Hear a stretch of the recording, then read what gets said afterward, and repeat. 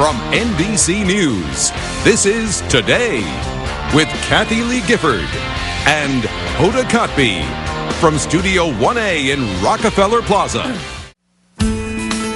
Great. And now on Parenting Today, childcare etiquette. What should you do if your sitter or daycare won't follow your instructions? Or what if your friend asks for your babysitter's phone number? Oh my gosh, here to help with the sticky situations with your child care provider are Deborah Shigley. And guess who else? A career coach and author of the Go-Getter Girls Guide, lots of G's, and Chandra Truner is here. The executive editor of Parents Magazine. Yes, and we're delighted to have you both, ladies. All right, there are some sticky situations when it comes to your babysitters or nannies or whatnot. Let's just get to the first one. This is an email from a friend, and she's been looking for a full-time nanny, and she wanted to, quote, borrow your part-time nanny.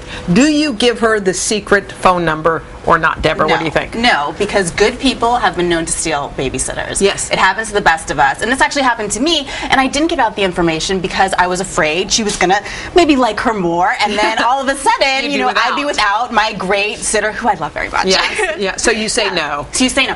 Or you can give out the number of a backup so you don't seem like you're being too hoarding. Okay, all right. You're a babysitter. Yeah. All right, so here's one for Chandra. This is a question. What if your nanny, who you love, asks for a raise, and you guys really can't afford it? I mean, they're tough economic times. People can't afford to give raises. What do you think? Right. A lot of people aren't getting raises these days, and it's really hard to give one to your nanny. Your nanny probably already knows that you're not getting a raise if you are like me and you walk around the house and say, oh, I can't afford this, oh, I can't afford that.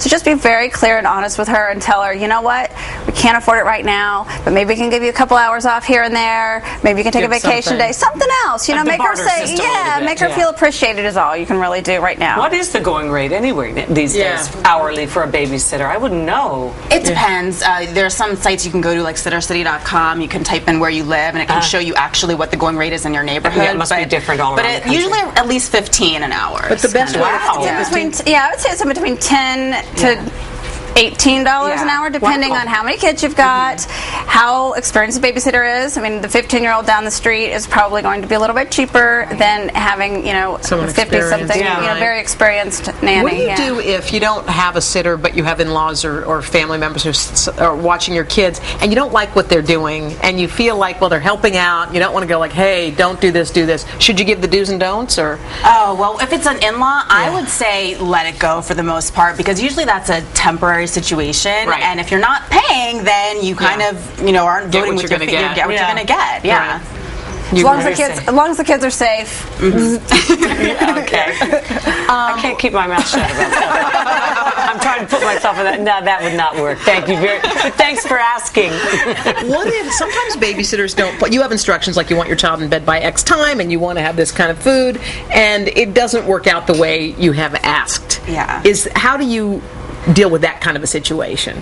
I think that 99% of nanny or babysitter issues can be solved with a written agreement, whether it's a contract or a written. Yes, this is what I expect out of you. Doing that? Yeah, I do that. Oh, they do? Oh, you're one of those, Chandra. But it works. There's no disagreement. We know exactly what we need. What the expectations are. But is that common to have a written agreement? It is. It is. It's common to have actually a contract with your nanny in a lot of these situations. But let's say it's a temporary sitter. Don't micromanage. I mean, you have to find someone that you can trust to follow your instructions. Say 80%, but if you're not there, you can't have expectations of being perfect. I mean, moms, we're not perfect, right? So you can't expect some of us are. Yeah, and I do think a lot of times because you're not there, you have this added kind of guilt that goes along with it. So you're really overcompensating sometimes. Sure. Yeah. All right, ladies. Yeah. Thanks very much. Thank you for all that. I will never need a babysitter again. Sad. That's why I got a puppy. Okay, up next, so-called naughty foods that are